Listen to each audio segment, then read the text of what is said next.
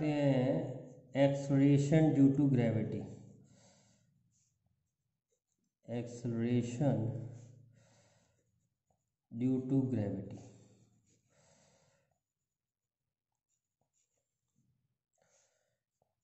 It is an acceleration by which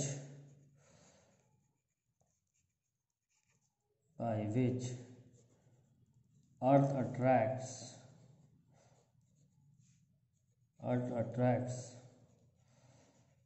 the body towards its center.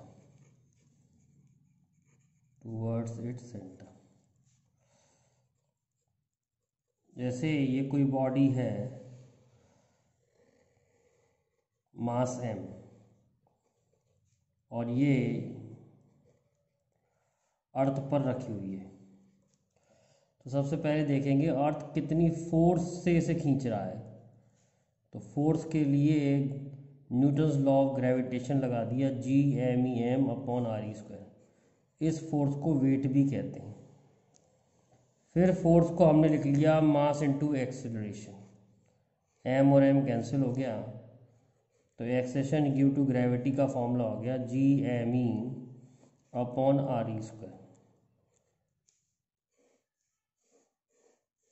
और ये value surface पर 9.8 metre पर second square होती है। जैसे एक प्लेनेट पर ग्रेविटी मालूम है और दूसरे प्लेनेट पर निकालनी है, तो इसके लिए हम कैसे सॉल्व कर सकते हैं। G1 मान ली एक प्लेनेट पर ग्रेविटी और G2 मान ली दूसरे प्लेनेट पर ग्रेविटी। दोनों को डिवाइड कर दिया, G1/G2 is equal to m1/m2 r²/r1²। तो इस तरीके से हम एक प्लेनेट पर ग्रेविटी मालूम है और दूसरे प्लेनेट पर ग्रेविटी निकाल सकते हैं। एक एग्जाम्पल देखते हैं, थोड़ा अलग तरह का एग्जाम्पल बताएंगे। एक्सेलरेशन एग्जाम्पल है acceleration due to gravity. Acceleration due to gravity on Earth is 10 meter per second square. Find acceleration due to gravity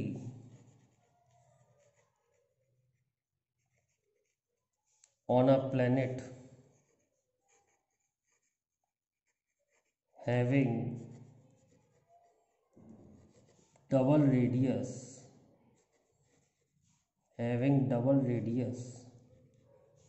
and density same as Earth।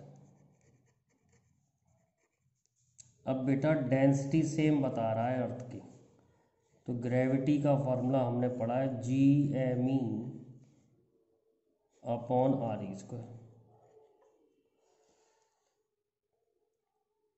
तो पहले वाले प्लेनेट पे G1 है, दूसरे वाले पे G2 है।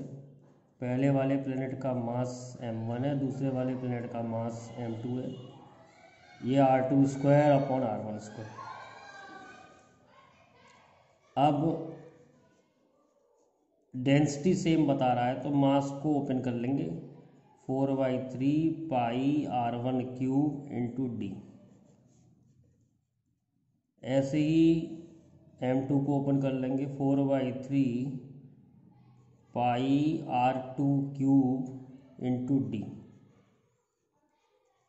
तो हम डेंसिटी सेम बता रहा है तो मास तो अलग अलग होगा, रेडियस अलग अलग है, तो हमें क्या करना पड़ेगा, ओपन करना पड़ेगा इसे। तो G1/G2 किसके बराबर आ रहा है, r1/r2 के बराबर आ रहा है। तो G1 दे रखा है 10, रेडियस 1 अर्थ ले लिया है और 2 प्लैनेट ले लिया है।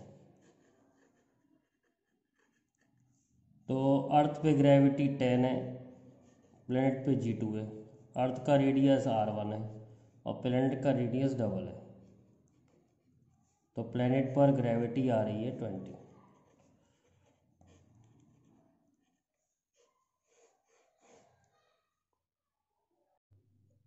अब देखते हैं acceleration due to gravity, acceleration due to gravity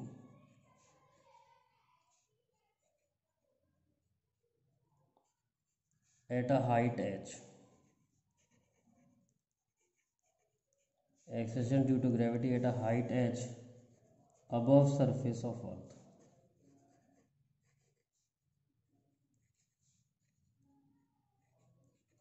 जैसे ये अर्थ है और इसके सरफेस पर कोई बॉडी रखी है, ये सरफेस पे कोई पॉइंट है। अब पॉइंट को h हाइट पे ले लिया,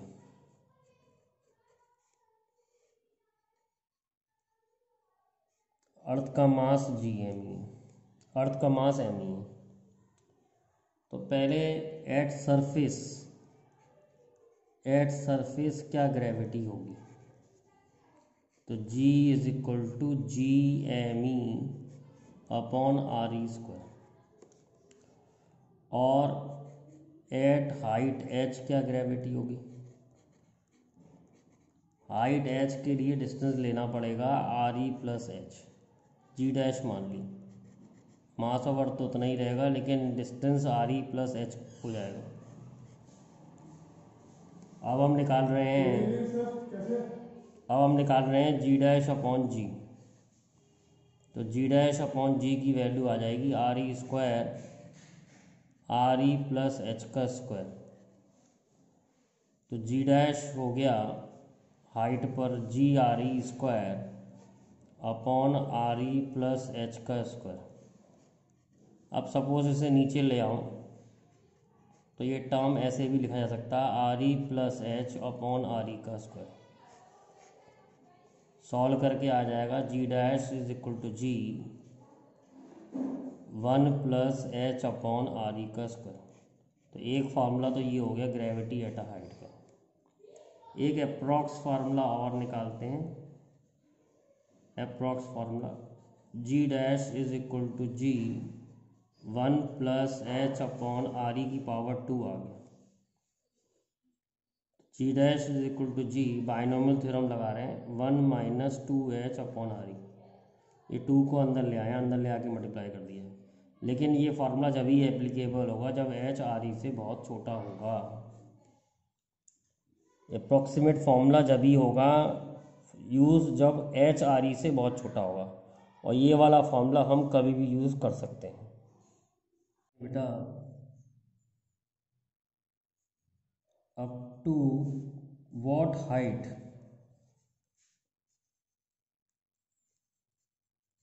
body should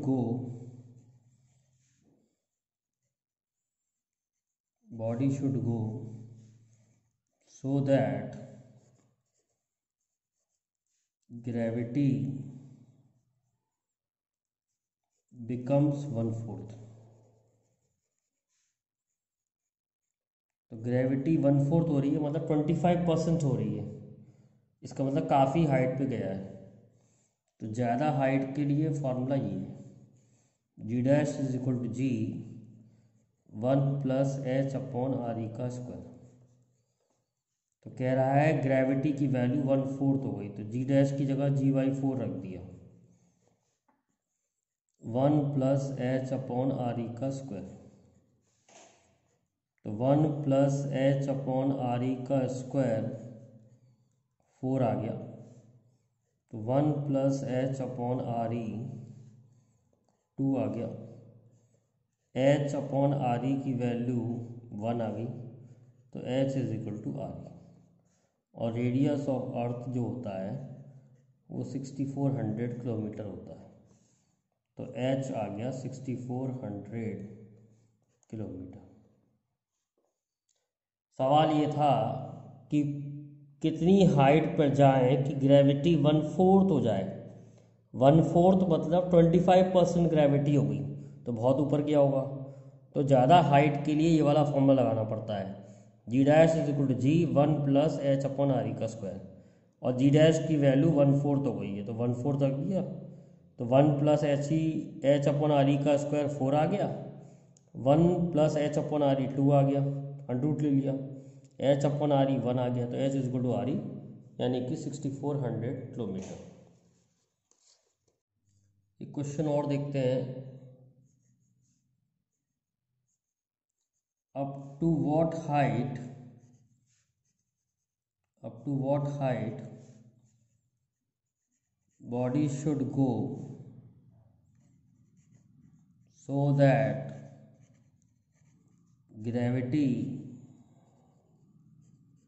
decreases by 1%। तो 1% ग्रेविटी कम हो रही है, तो ज़्यादा हाइट तक तो गया नहीं होगा, तो इसीलिए अब हम फॉर्मूला ये वाला लगाएंगे, G dash is equal to G 1 - 2h/r, और आर हम जानते हैं 6400 किलोमीटर होता है रेडियस ऑफ अर्थ। तो जी डैश जो है 1% कम हो गया, 1% कम हो गया, तो जी -1% ऑफ जी, तो जी डैश हो गया 99g/100, तो जी डैश की जगह रख देंगे 99g/100 is equal to G 1 - 2h/r।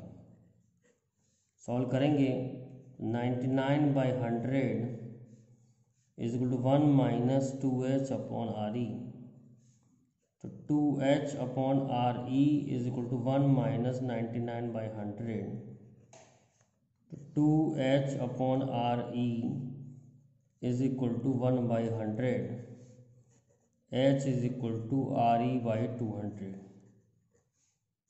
तो h is equal to 6400 divide by 200 is equal to 32 kilometre. तो अगर हम 32 किलोमीटर जाएंगे तो हमारी ग्रेविटी 1% कम हो जाएगी। अब देखते हैं बेटा ग्रेविटी एट अ डेप्थ,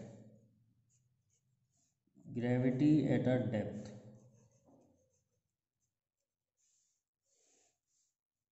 मान लो ये अर्थ है और अर्थ के h डेप्थ में हम चले गए, ध्यान रखना h डेप्थ है, यहाँ पर है बॉडी, तो बॉडी का डिस्टेंस सेंटर से कितना है re - h, तो हम निकालेंगे यहाँ पर कितनी ग्रेविटी होगी। पहले हम लिख रहे हैं सरफेस पे ग्रेविटी कितनी होगी। सरफेस पे ग्रेविटी का फॉर्मूला हम जानते हैं Gme/re²।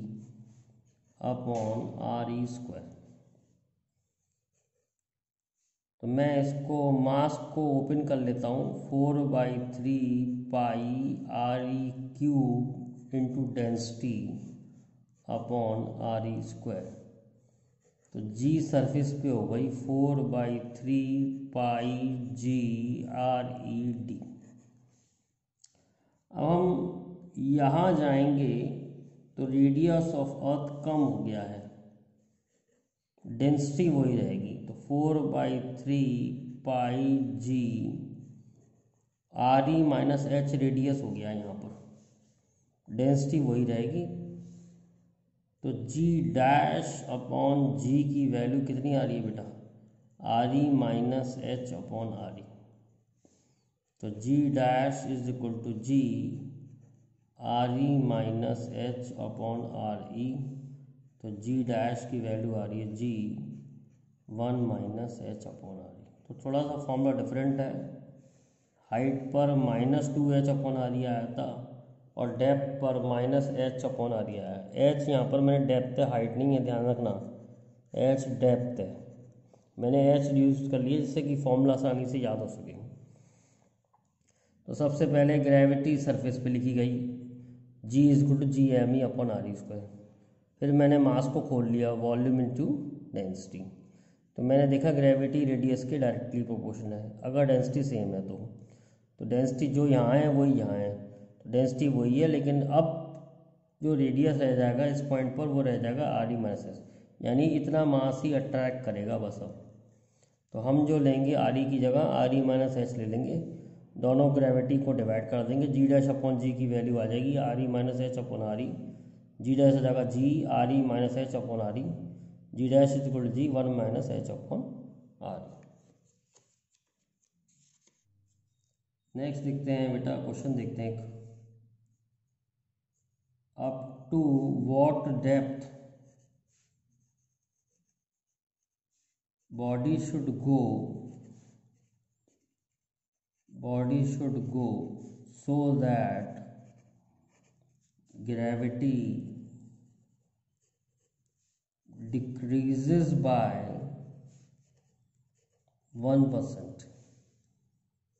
तो ग्रेविटी 1% कम हो गई, तो ग्रेविटी हो गई 99 g/100। हमने जी डैश का फॉर्मूला डेप्थ के लिए पढ़ा है G 1 minus H upon R E, तो जी डैश की जगह लिख लेंगे 99 g/100 is equal to G 1 minus H upon R E, G और जी कैंसिल हो गया, H upon R E is equal to 1 minus 99/100, तो H upon R E is equal to 1/100, तो एच की वैल्यू आ रही है RE/100 और RE की वैल्यू 6400 किलोमीटर है, सॉल्व करके आ जाएगा 64 किलोमीटर। तो 1% कम करने के लिए ग्रेविटी 64 किलोमीटर अंदर जाना पड़ेगा। ध्यान रखें, ग्रेविटी ऊपर जाने पे भी कम होती है और अंदर जाने पे भी कम होती है। सबसे ज़्यादा ग्रेविटी कहाँ होती है? सरफेस पे। अब देखते हैं बेटा gravity due to shape of earth.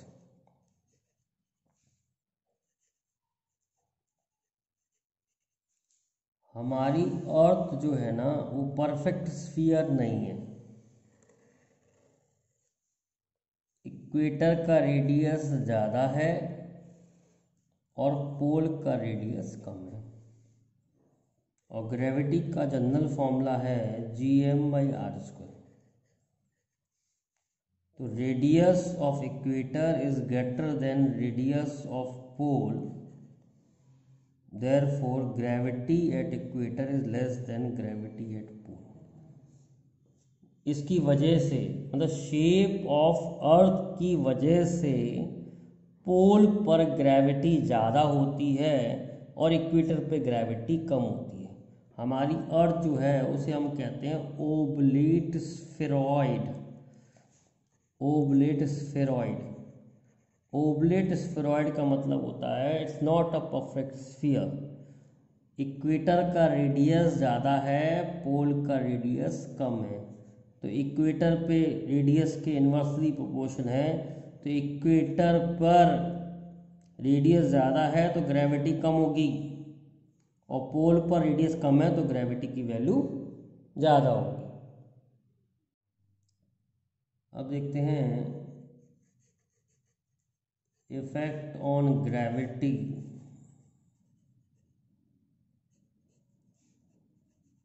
Due to rotation of earth. तो अर्थ की रोटेशन की वजह से ग्रेविटी की वैल्यू कम हो जाती है। कितनी कम हो जाती है देखेंगे। जैसे ये अर्थ है और यहाँ कोई बॉडी रोटेट कर रही है रेडियस r, ये सेंटर ऑफ अर्थ है, तो इस एंगल को हम कहते हैं लैटिट्यूड एंगल। तो लैम्डा जो है वो लैटिट्यूड एंगल है, लैम्डा जो है बेटा वो लैटिट्यूड एंगल है। अब earth attract every body towards the centre, तो वेट सेंटर की तरफ लगेगा और सेंट्रीफ्यूगल फोर्स जिस सर्कल में घूम रहा है उसमें बाहर की तरफ लगेगी, एम ओमेगा स्क्वायर आर। अगर मैं इस एंगल को देखूं तो ये एंगल भी लैम्डा होगा, तो ये वाला कंपोनेंट हो जाएगा M omega square R cos lambda. तो अंदर की तरफ जिस फोर्स से खींच रही है वो एम जी है, और बाहर की तरफ जो फोर्स लग रही है इस डायरेक्शन में वो M omega square R cos lambda है। तो नेट वैल्यू वेट की कम हो जाएगी, तो नेट वेट हो जाएगा, वेट नेट हो जाएगा M G minus M omega square R cos lambda. और नेट वेट को मैं नेट ग्रेविटी के टर्म में एम जी डैश लिख लूँगा, M G minus M omega square R cos lambda. तो जी डैश की वैल्यू आ रही है G minus omega square R cos lambda. ये स्मॉल आर है, अगर मैं यहाँ पर भी बनाऊँ तो ये स्मॉल आर है, ये कैपिटल आर है, ये लैम्डा है, तो ये भी लैम्डा होगा। चाहे डायग्राम इधर बनाओ चाहे इधर बनाओ एक ही बात है। तो small R by capital R कितना आ रहा है, small R by capital R cos lambda आ रहा है, तो स्मॉल आर आ गया आर कॉस लैम्डा। तो जी डैश की वैल्यू आ गई G minus omega square R cos lambda cos lambda. तो G dash is equal to G minus omega square R cos square lambda. ये फॉर्मूला आ गया due to rotation of earth. Rotation of earth की वजह से भी gravity की value कम हो जाती है, लैम्डा पे डिपेंड कर रही है। किस पे डिपेंड कर रही है, लैम्डा पे। तो लैम्डा ये इक्वेटर है, ये पोल है। अब देखते हैं इक्वेटर पे लैम्डा कितना होगा। इक्वेटर पे लैम्डा की वैल्यू 0 होगी। पोल पे लैम्डा की वैल्यू कितनी होगी, पोल पे लैम्डा की वैल्यू 90 होगी। तो हम क्या करते हैं, इक्वेटर और पोल पे निकालते हैं। तो at equator lambda is equal to 0, तो G dash is equal to G minus omega square R cos square 0। तो G dash is equal to G minus omega square R. तो पोल पर इक्वेटर पर ग्रेविटी सबसे कम होगी, G minus omega square R. और at pole lambda is equal to 90 degree. तो G dash आ जाएगा G minus omega square R cos square 90। तो जी डैश की वैल्यू जी आ रही है क्योंकि कॉस 90 0 होता है। तो इक्वेटर से पोल तक जाने में ग्रेविटी बढ़ती है क्योंकि लैम्डा का वेरिएशन होता है। लैटिट्यूड एंगल बढ़ेगा और ग्रेविटी की वैल्यू बढ़ेगी। तो इक्वेटर से पोल तक कोई भी जाएगा तो उसकी ग्रेविटी की वैल्यू बढ़ेगी।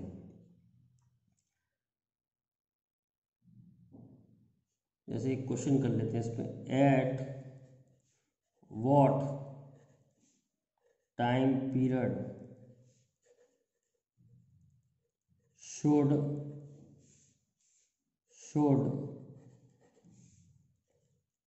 earth rotate so that body placed on equator become weightless। अर्थ कितनी टाइम पीरियड से घूमे कि body place on equator become weightless. तो इसका मतलब घूमने से ग्रेविटी की वैल्यू चेंज हो रही है, तो घूमने वाला फॉर्मूला लगा दिया, G dash is equal G minus omega square R cos square 0। 0 क्यों लगाया है, क्योंकि इक्वेटर की बात कर रहा है। हम चाहते हैं वेटलेस हो जाए, मतलब ग्रेविटी 0 हो जाए। तो जी डैश की वैल्यू 0 रख दी, माइनस ओमेगा स्क्वायर आर। तो ओमेगा आ जाएगा root G by R solve करके। टाइम पीरियड की वैल्यू 2π/ω होती है, 2π√r/g आ जाएगा। अब r हम जानते हैं इट इज़ 6400 किलोमीटर, किलोमीटर को मीटर में करना पड़ेगा, और ग्रेविटी की वैल्यू हम जानते हैं 9.8, तो ये वैल्यू सॉल्व करके आती है 84.6 मिनट्स। बेटा पहले सेकंड में आएगी फिर मिनट में कन्वर्ट कर लेंगे, तो फाइनल आंसर जो आता है वो आता है 84.6 मिनट्स।